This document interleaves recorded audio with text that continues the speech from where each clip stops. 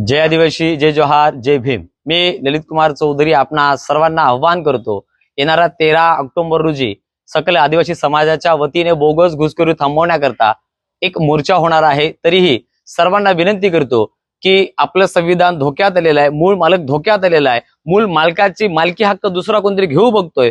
म्हणून हे थांबवण्यासाठी एक तीर एक कमान, सारी आदिवासी एक समान या घोषणेप्रमाणे आपण एक समान आहोत। आपल्याला स्वतःला वाचवायचं आहे, बोगस घुसखोरांना त्यांच्याच जागी ठेवायचं आहे। शब्दातला हा फरक त्यांना दाखवून द्यायचा आहे।